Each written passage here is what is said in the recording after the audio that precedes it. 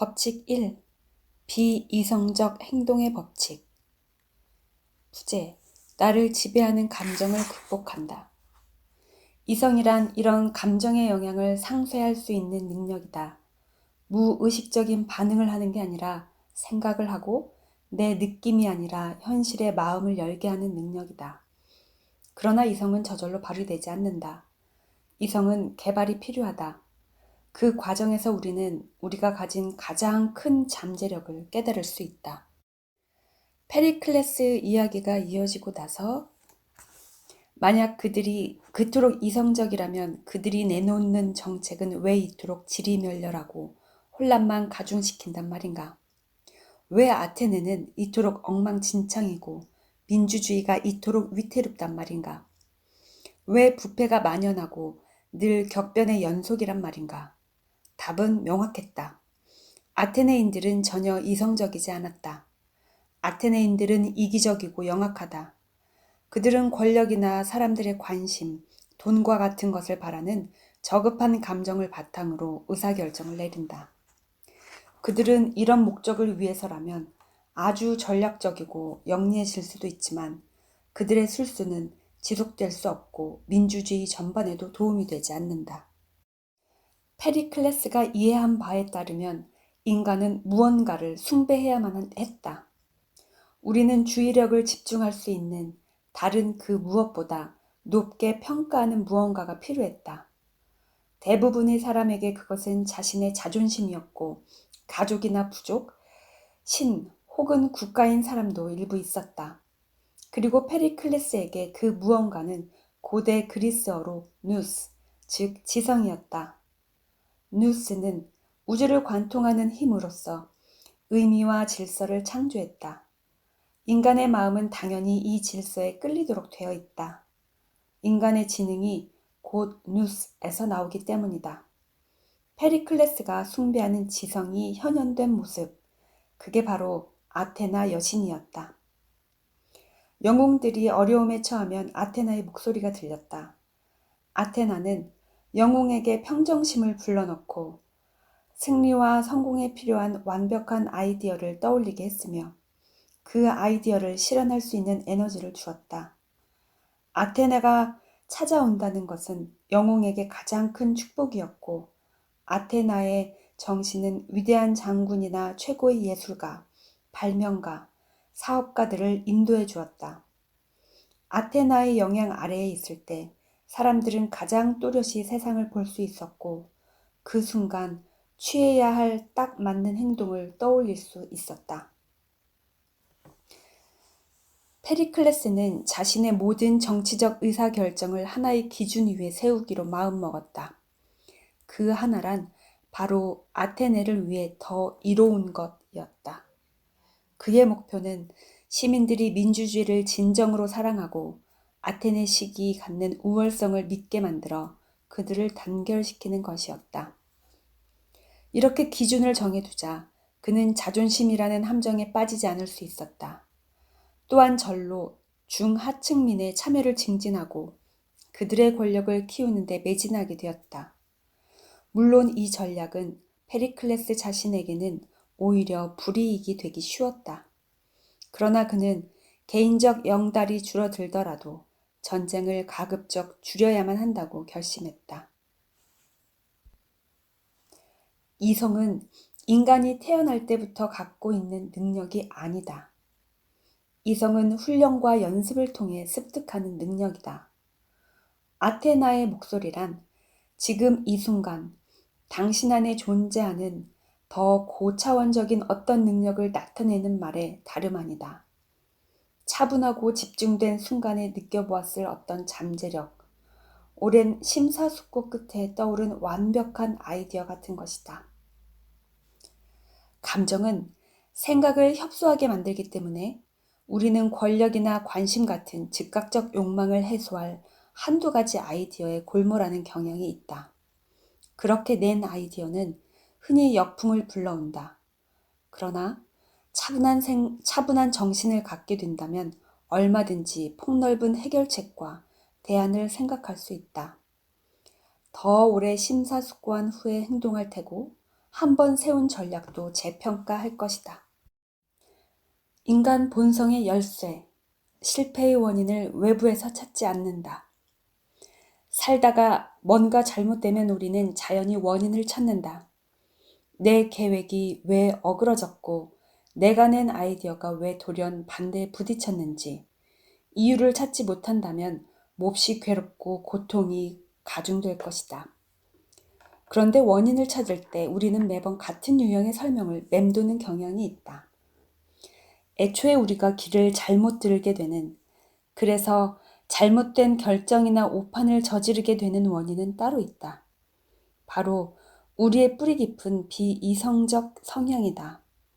우리 마음에서 정확히 감정이 지배하는 부분 말이다.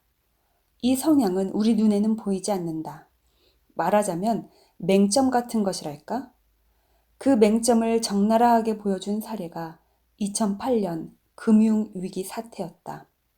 2008년의 금융위기는 마치 인간의 비이성적 성향을 종류별로 모두 집대성해 놓은 것 같은 사례였다.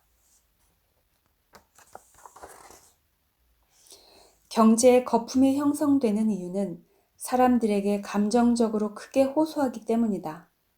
그 호소력은 개인이 혹시라도 갖고 있었을지 모를 추론 능력까지 완전히 제압해버린다. 탐욕과 눈먼 돈, 빠른 결과를 좋아하는 것은 우리의 타고난 성향인데 경제 거품은 바로 이 타고난 성향을 건드린다. 남들이 뻔히 돈 버는 모습을 지켜보면서 거기에 동참하지 않기란 쉽지 않다. 지구상의 그 어떤 규제도 인간 본성을 통제할 만큼의 힘은 없다. 역사를 읽지 않는 사람들, 계속 호락호락 넘어가는 사람들이 존재하는 한 앞으로도 같은 일은 되풀이될 것이다. 알아둘 사항이 있다. 이성적인 사람이 되기 위한 첫 단계는 우리가 근본적으로 비이성적이라는 사실을 이해하는 것이다. 다음의 두 가지를 기억한다면 자존심을 좀 덜 상하게 하면서 이 사실을 받아들일 수 있을 것이다. 첫째, 감정이 생각에 영향을 미치는 것은 한거불능의 현상으로 우리 중에 거기서 자유로운 사람은 아무도 없다. 둘째, 우리의 비이성적 성향은 어느 정도는 뇌 구조상 어쩔 수 없는 부분으로 감정 처리라는 프로세스를 통해 이미 우리 본성의 하나로 정해져 있다.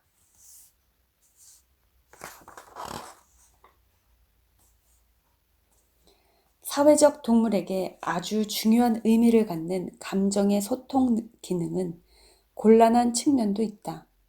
실제로 느끼는 것은 다른 감정이면서 분노를 표출하거나 다른 대상에 대한 분노를 엉뚱한 사람에게 분노를 표출할 경우 상대는 그런 사실을 알 수 없기 때문에 자신에 대한 공격으로 받아들인다. 그러면 그는 공격에 대한 반응을 하고 오해가 오해를 낳으면서 폭포수 효과가 일어난다. 지적으로나 기술적으로나 인간이 이토록 진보했으니 그 과정에서 어떻게든 이 감정적 자아를 잘 길들이지 않았겠느냐고 믿고 싶은 사람도 많을 것이다. 하지만 이것은 착각이다. 진보나 기술이 우리의 본성을 바꿔놓지는 않았다. 기술과 진보는 그저 감정의 형태와 그에 따른 비이성적 행동의 유형을 바꿔놓았을 뿐이다. 여러 가지 매체는 차분한 반성이 가능하게끔 설계된 것들이 아니다. 이것들이 늘 우리 곁을 지키고 있는 한 우리는 한 발 물러서서 생각할 수 있는 정신적 여유가 점점 더 줄어들 수밖에 없다. 이성적, 비이성적이라는 단어는 결코 단순하지 않다. 사람들은 내게 동의하지 않는 사람에게는 죄다 비이성적이라는 꼬리표를 붙인다. 이 둘을 구분할 수 있도록 간단한 정의를 내리고 시작하자. 사람이 이성적인지 비이성적인지 판단할 때는 시간을 두고 지켜보는 게 중요하다. 성공을 지속시키고 훌륭한 전략을 거듭 내놓을 수 있는가? 실패에서 교훈을 얻고 그것을 바탕으로 전략을 수정할 수 있는가? 이성적인 사람과 비이성적인 사람 사이의 차이가 특히 두드러지는 상황도 있다. 장기적 영향을 고려해 정말로 중요한 게 뭔지 판단해야 할 때가 그렇다. 직원이나 협력사를 고용할 때도 마찬가지다. 이직을 할 때도 이성적인 사람은 장기적 목표에 맞춰 자리를 옮긴다. 위의 모든 경우에서 둘의 대표적인 차이는 자각의 정도다.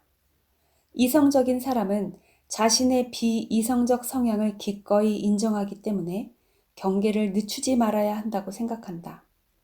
반면에 비이성적인 사람은 혹시 감정적으로 결정한 것 아니냐고 누가 이야기를 꺼내려고만 해도 극도로 감정적인 반응을 보인다. 비이성적인 사람은 자기 성찰이나 학습 능력이 없다. 그리고 계속 실수를 저지르기 때문에 점점 더 방어적이 된다. 이성을 획득하는 일은 3단계로 된 과정을 잘 알고 그대로 실천하면 된다. 첫째, 앞으로 우리가 약한 비이성이라고 부를 것에 대한 자각이 필요하다. 약한 비이성은 생활 속에서 지속적으로 경험하는 기분이나 느낌이 작용한 결과로서 의식보다 아래에 있다. 기분이나 느낌은 생각의 편향을 만들어내고 그 편향은 역사의 모든 단계, 모든 문화권에서 증거가 발견될 만큼 우리 안에 깊이 배어 있다. 생각의 편향은 현실을 왜곡해 실수나 잘못된 결정을 저지르게 함으로써 삶을 어렵게 만든다.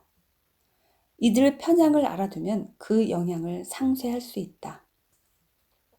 둘째, 앞으로 우리가 강한 비이성이라고 부를 것의 성질을 알고 있어야 한다. 강한 비이성이 나타나는 것은 흔히 어떤 압박으로 인해 감정이 격앙되었을 때다. 예컨대 초조함이나 원망은 분노나 깊은 불신으로 번질 수 있다.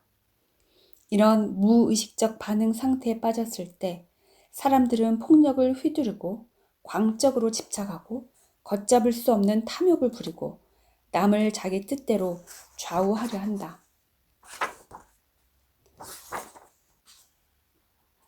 강한 비이성이 작동하는 방식을 이해하면 이런 무의식적 반응 상태가 됐을 때 그 사실을 인지하고 물러남으로써 후회할 일을 저지르는 것을 예방할 수 있다. 셋째, 뇌의 사고 부분을 강화해줄 몇 가지 전략 및 연습을 실천한다. 인간 본성의 법칙, 페이지 54까지였습니다. 감사합니다.